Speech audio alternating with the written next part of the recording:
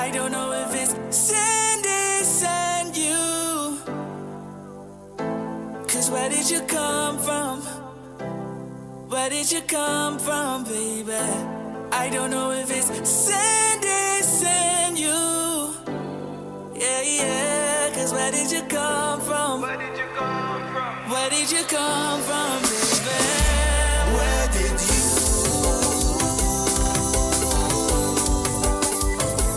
Where did you come from? Where did you come from? Where did you come from, baby? Where did you?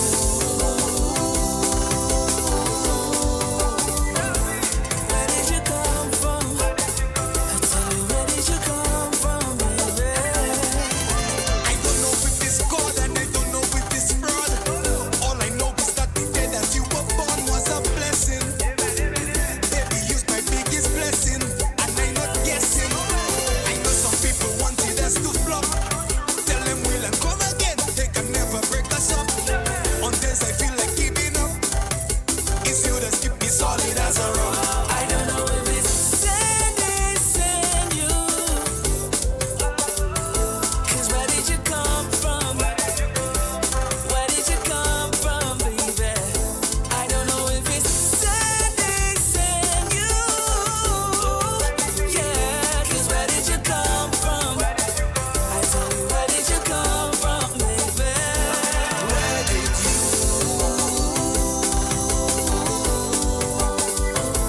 Where did you come from? Where did you come from? Where did you come from, baby? Where did you?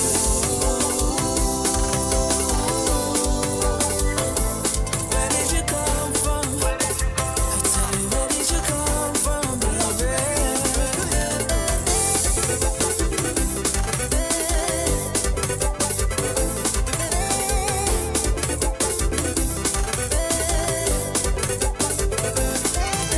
I know it's not for fame, and I know it's not for money. Cause when I didn't have it, you still love me. When I didn't have it, you still love me. The way you come and stole my heart, you must be Cupid. Friends behind my back saying how you have me stupid. I didn't know that love could do this. Now you have me in my feelings. I don't know if it's Cindy and you.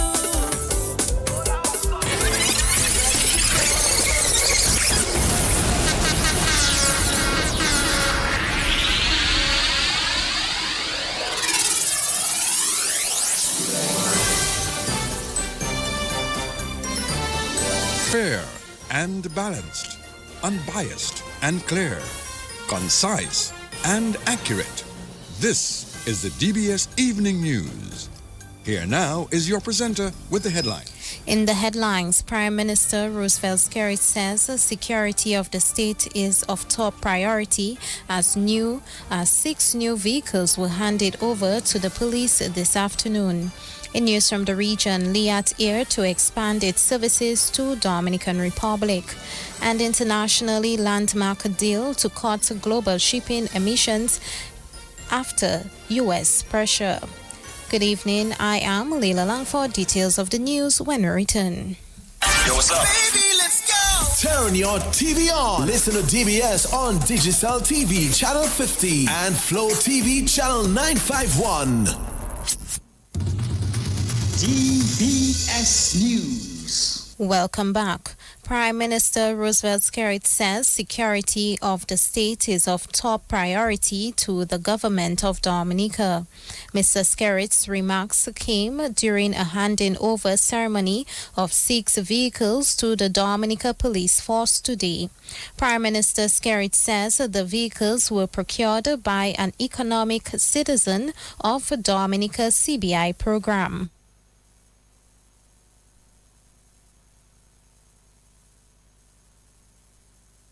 But it's very difficult to, as you know, we gave a commitment for 10, 6 have been delivered. The 4 others are on the water, but it's very difficult to, as you know, you don't get those vehicles waiting to be purchased. It's very difficult to get these vehicles. I think these vehicles came from Malaysia, and the other set are coming from Australia. So we have to try to see who can make them for the specification that you require. Of course, this is part of our continued efforts to ensure that the police has the resources that it needs to carry out its mandate in law. And of course, access to transportation is key in this. You know, policing 20, 25 years ago and now is completely different. You have more communities to cover. And these vehicles came through one of our economic citizens as a donation to the police based on my request. And I think we're in a position to get additional support from them. Of course, once the police advise on what specifically they require, that's what we made available. And so we wish you all the best. And of course, the record will show that as Prime Minister of this country, I've always sought to provide the police with all the support required and to ensure that the police, as far as practically possible, has the resources to carry out its mandate. And rest assured that you have my continued support. The security of the state is important, very, very important. And of course, there are a number of things in the salary negotiations that we've done with the police over the years, and most recently, I think the police service is in a much better position now than it was 25 years ago, or 20 years ago, or 10 years ago. Prime Minister Roosevelt Skerrit. Minister for National Security, Reuben Blackmore, says that the vehicles were customized to meet the needs of the police force. The police department needs the vehicles.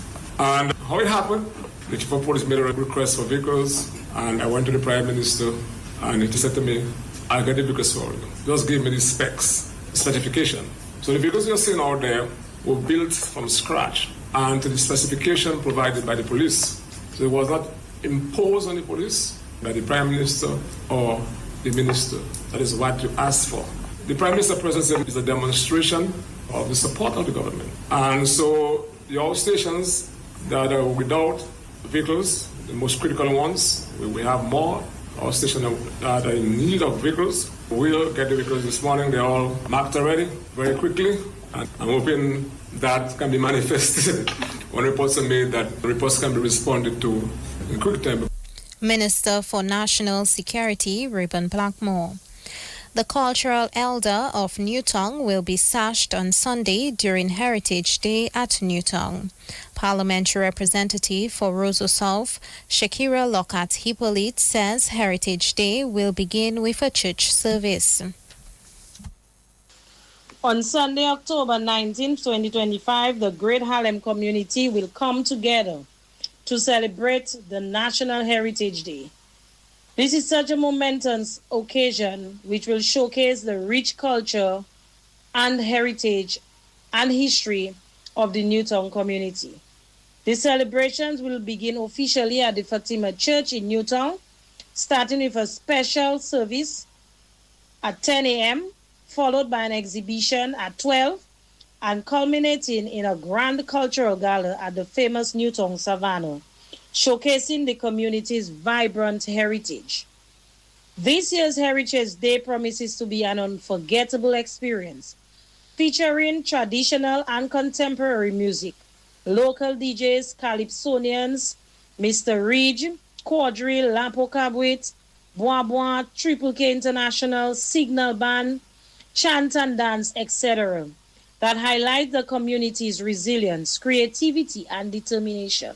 The event will also serve as a tribute to the community's ancestors who fought for freedom and shaped the nation's history. Addresses will come from our dear Prime Minister, Minister of Culture, and yours truly. A highlight will be the sashing of our cultural elder from the Harlem community. So come join us in celebrating the rich heritage of Harlem community and Dominica's cultural identity. Be part of this experience of the vibrant music, dance, and art that make our community truly unique. Parliamentary representative for Roseau South, Shakira Lockhart Hippolyte. Police are reporting the biggest drug bust in Dominica's history.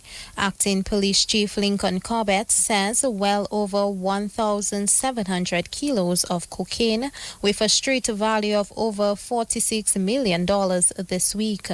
The seizure is part of the Operation Clean Street. We seized, I think, that might be the biggest haul ever in Dominica. We seized this, and that might be the biggest haul ever happened in Dominica. I remember in 1991, 92, thereabout, we had a seizure, about 3,000 pounds of cocaine. We've dropped that. So we seized 1,700 732 kilos of cocaine.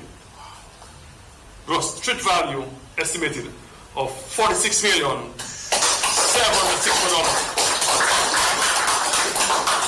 $46,764,000. The largest haul license ever in Dominica. And again, I'll say hard work of ACP and his men, all part of Operation Clean Street. That is $46 million that's not in the hands of criminals to cause damage and danger to our citizens. Cocaine is a very dangerous substance. Acting Police Chief Lincoln Corbett.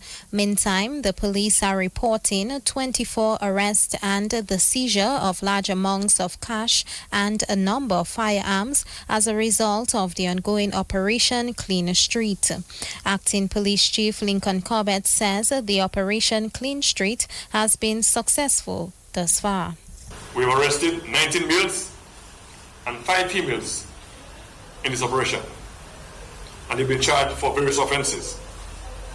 During the exercise, we've seized in excess of $10,000, $800 billion, 400 euros, and 30,000 plus EC dollars. Let me just say plus 30,507 EC dollars. We've seized or recovered 2 shotguns, 1 submachine gun, 1 9mm Taurus pistol, 7 air rifles, 2 imitation Glock pistols, 1 imitation rifle, ammunition, 116 12-gauge rounds of ammunition,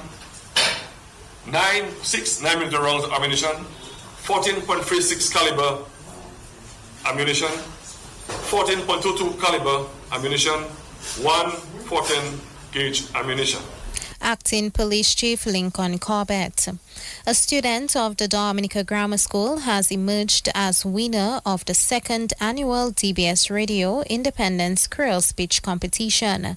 5 students participated in this year's competition. Here now is the results of the competition. With 68 points, Itania Liverpool is in 5th position. Give it up for her, please. In 4th position, 4e position with 70.5 points from the Cassabruce Secondary School, Jean-Pierre Bonny. In the 3rd position, à la 3e position, in the 3rd position with 100 points, give it up for participants from the St. Mary's Academy, Michlo Caseus. The top 2, the points were very close. Our first place has 115 and our second has 104. In the 2nd position from the Convent High School, Trinity Myers. And of course, we already know who have won the competition, but we have to announce it. Okay, the winner of this year's DBS Radio Creole Speech Competition is none other from the Dominica Grammar School with 115 points, Lydia Charles. Meantime, winner of the competition, Lydia Charles of the Dominica Grammar School, says she was better prepared for this year's competition.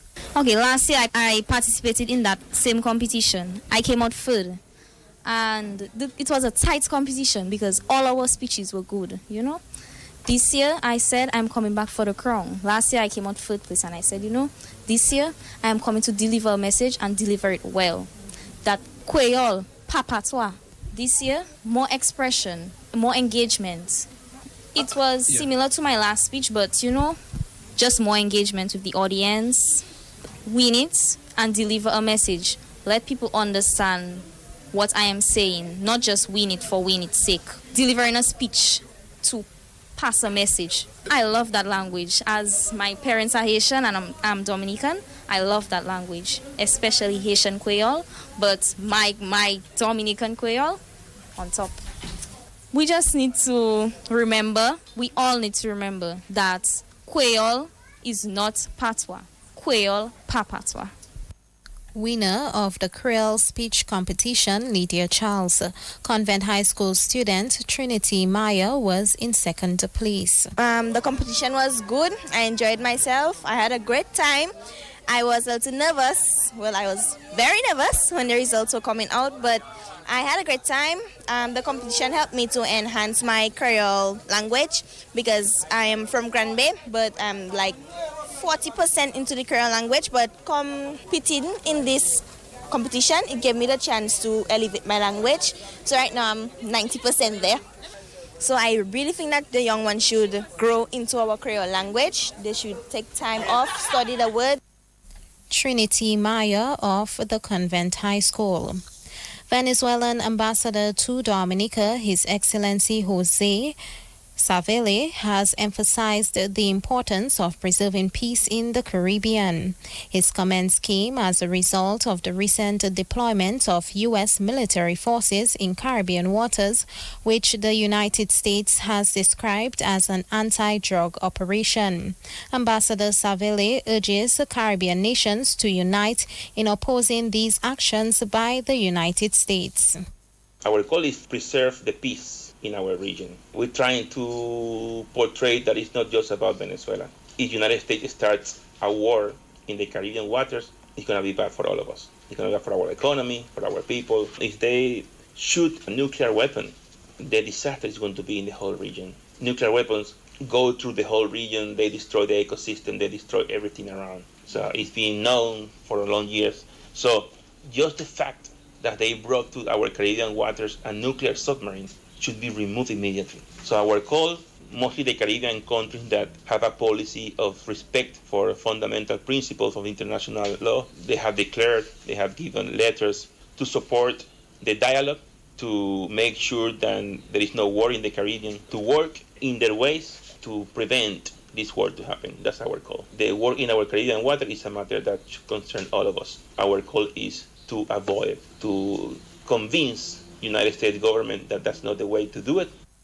Venezuelan ambassador to Dominica, His Excellency Jose Savele. That's the National Focus, regional and international developments up next. Yo, what's up? Baby, let's go! Turn your TV on. Listen to DBS on Digicel TV, Channel 50, and Flow TV, Channel 951.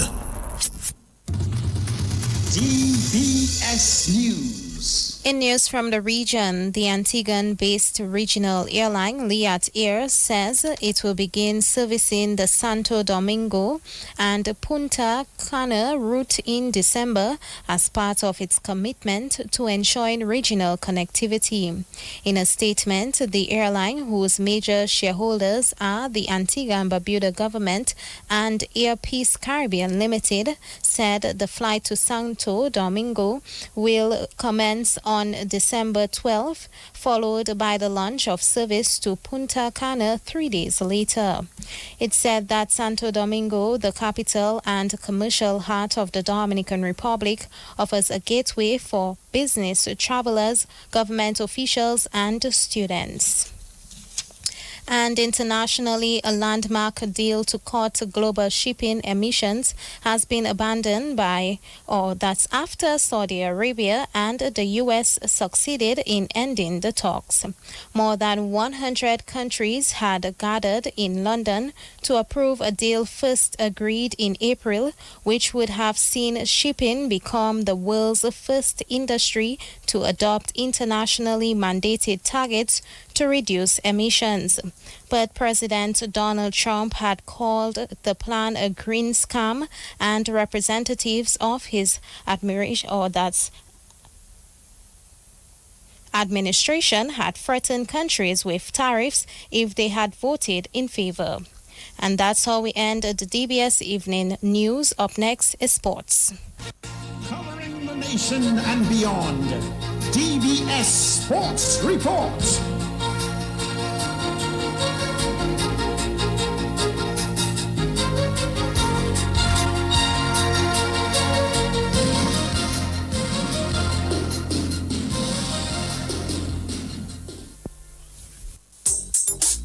Rudolph Thomas Enterprise in Portsmouth, your suppliers of building materials and hardware products.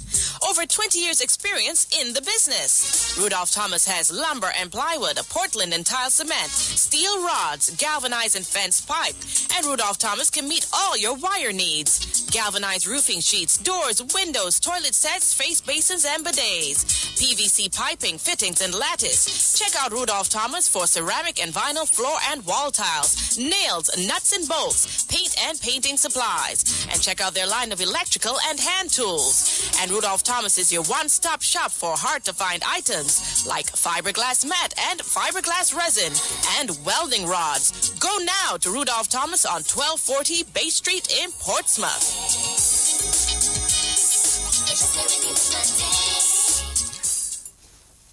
Let's begin the DBS Evening Sports Report with cricket news. The West Indies head coach Darren Sami is hoping his players can get off to a good start in their one-day series with Bangladesh. The first one-day international gets underway at 3:30 tomorrow morning Caribbean time. Sami is hoping that the team can put together a good run of performances in the upcoming series. It's always good to be in Bangladesh, a place that I have personally some great memories, but yeah, in a different capacity. Hopefully, the experience of playing here, so many guys in the dressing room as well have the experience, whether it be for West Indies or in the BPL, and we just have to come out here. We're on a quest for automatic qualification for 2027 World Cup in South Africa, and that's what the team is focusing on. Getting those points to give you that automatic qualification. The last ODI series we played against Bangladesh at home was a successful one. We know they're a team that always bring that challenge to you at home. So my guys, and I'm pretty sure the captain would agree, we have to come here and play some good cricket in order to win. And that's the West Indies head coach, Darren Sami. The West Indies team will be picked from Shea Hope, the captain, Alec Athanaze, Akeem Ogis, Jediah Blades, Casey Kati, Ruston Chase, Justin Graves, Amyak Jangu, Shama Joseph, Brandon King, Gudakesh Morty, Carrie Pierce, Sheffin Rutherford, Jaden Seals and Romario Shepherd. Meantime, the West Indies captain Shea Hope says the players need to assess the conditions quickly and play some positive cricket. But again, it's how fast we can adapt, and that's what we have to do in foreign conditions. It's very important for us, especially as a batting group, to assess quickly and then deal with that from there.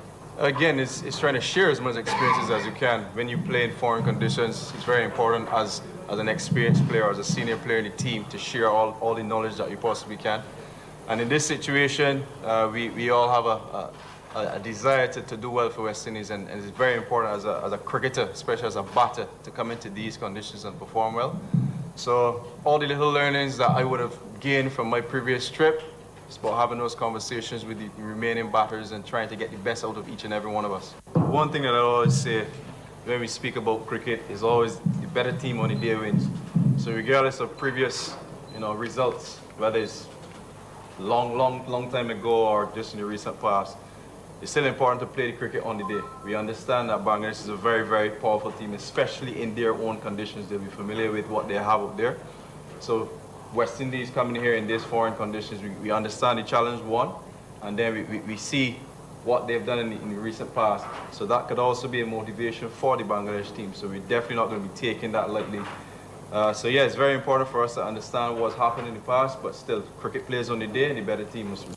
And that's the West Indies captain, Shea Hope. Meanwhile, the Bangladesh coach, the former West Indies Test batsman Phil Simmons, says he's just trying to get his players to be consistent.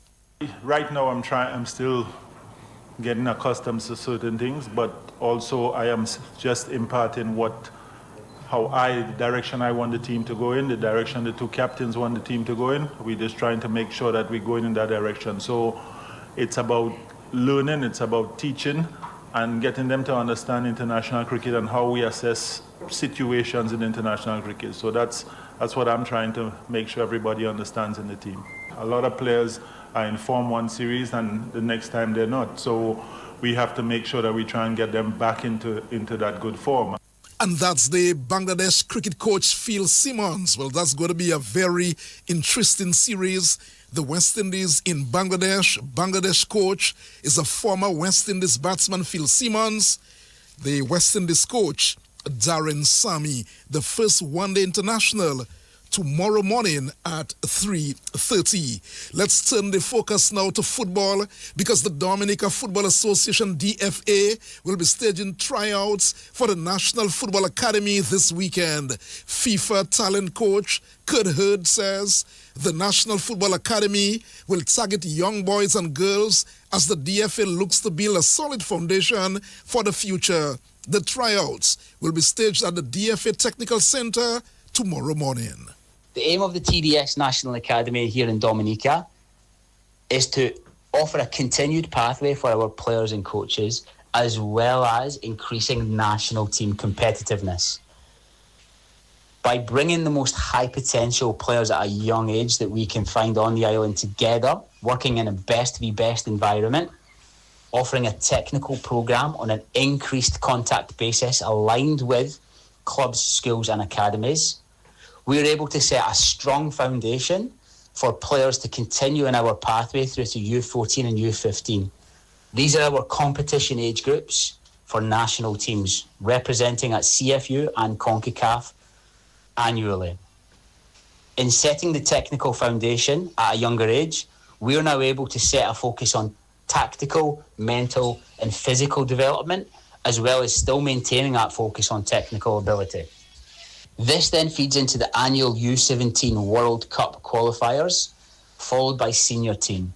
We're hoping that by bringing these players in at a younger age, offering a continued programme of 4 to 5 years on an increased contact basis, we can support Dominican football in reaching its potential. And that's the FIFA talent coach, Kurt Hurd. Let's go back to some cricket news. A spot in the final of the Kalinago Premier League is on the line this weekend as that competition stages quarterfinal number 2 on Sunday. The defending champions, the Point Ridge Thunder Kings, led by the national player Micah Joseph, will take on the Beer Grinders at the Jolly Jones Park.